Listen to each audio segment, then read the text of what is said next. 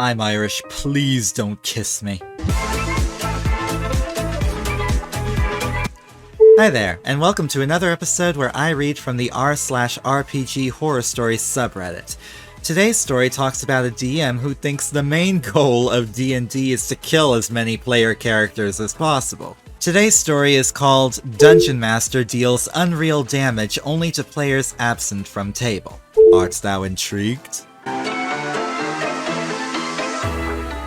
I don't know if this is fitting for this subreddit, but I have talked to multiple other players, and their reactions lead me to believe that it is. Context!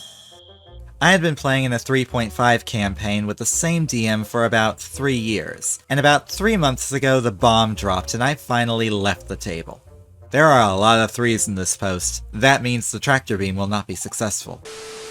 Granted, I had already gone through about 5 characters in this campaign, and there were plenty of times that I felt things were wholly unfair, as opposed to unholy fair. But this one really took the cake. Not to mention, I was the longest lasting player at this table, and I've seen several people come and go over and over, and I just kept trucking along because I cared about the DM and didn't want to hurt his feelings. I'm still friends with this man because I do still care for him as a friend, but I will never play at his table ever again. Another thing that I must mention is we often found magical items, or had to buy them for extreme amounts of gold, and often they were cursed or lost soon after, that we used to fight against the often deadly encounters disguised as easy. So here's the cast. DM as the DM. Yes, thank you for that clarification. My character Jacqueline, an albino minotaur factorum.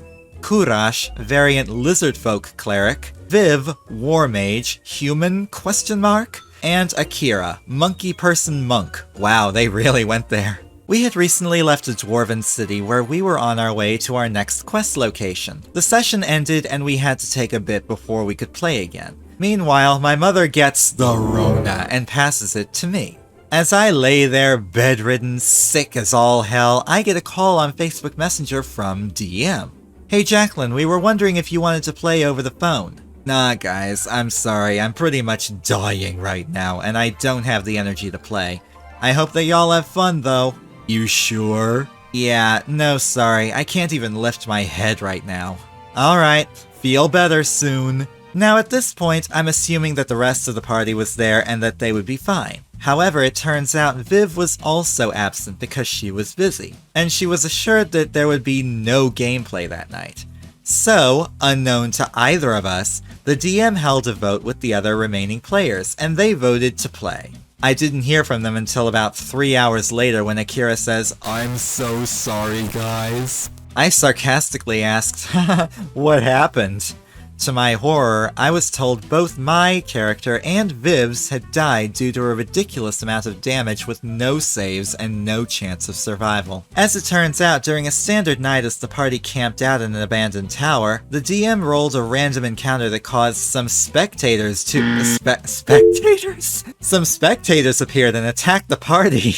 Yeah, that only happens during football games, both American and European. The DM rolled a random encounter that caused some specters to appear and attack the party using strength damage. Note, my character and Vibs were both sound asleep and not woken up once during this entire encounter. As a last-ditch effort, Akira threw some 60 enchanted ball bearings, which turned into non-corporeal, fully sized cannonballs. Though these were non-corporeal, they apparently did damage to corporeal objects. They flew into the building's walls and dealt 1,428 bludgeoning damage to the building, causing it to collapse. There were no death saving throws or checks to avoid the damage, and Jacqueline and Viv were crushed instantly. I couldn't believe it. It isn't specified whether or not the other players tried to save OP and Viv's characters and the DM didn't allow it. If that's the case, I'd call that a major Richard relocation, which is the polite way of saying dick move. I mean, there's clearly something wrong with the DM, as this is OP's 5th character in one single campaign. Characters should not be dying that much. While I'm sick as fuck and the other party member is under the impression that we aren't even playing, the DM allows our characters to die instantly without any chance to save ourselves. He then tells us that we are welcome to roll and see if we get an afterlife quest, which we only get if we roll a nat 20. Again, Richard relocation. Viv chews him out and leaves the group chat immediately. I tell the others that I need some time to chill out and rest. I message them in the morning saying that I am also leaving the table as this was the last straw of this unfair garbage. You have broken the celery stalk on the back of a sea urchin!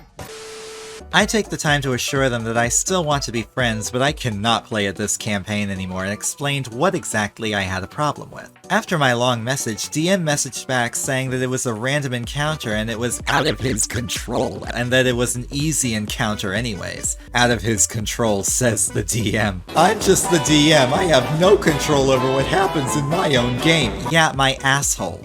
I told him that this response hurt me and made me feel like he wasn't even listening, and I left the group chat. No D&D is far better than bad D&D, and it took me 3 years to realize that. As I said, I'm still friends with him, and he recently told me that his little sister is wanting to start playing D&D and asked him to DM. He said that he would have to make some changes, and I said, "Oh, so you're gonna make it easier for her because it's her first campaign?" And he says, "No, just less grimdark." Godspeed, little adventurer.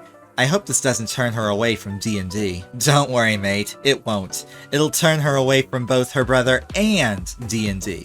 I have other stories from this campaign that I can talk about, but this was the most recent. I hope this was entertaining and informative, and a help to any new players out there. If your DM seems to take pleasure in killing your characters, that's a red flag and maybe time to find a new table. Hear, hear. The DM is supposed to be on the player's side and not playing against them.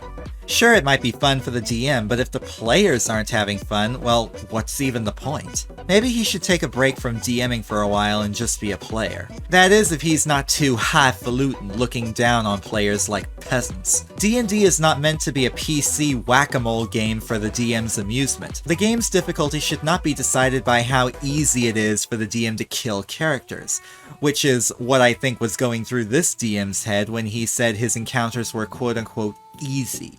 I hope you found a better game to play with, and that's where I'm leaving today's video. Thank you guys so much for hanging out with me today and for watching, and I'll see you guys in the next video.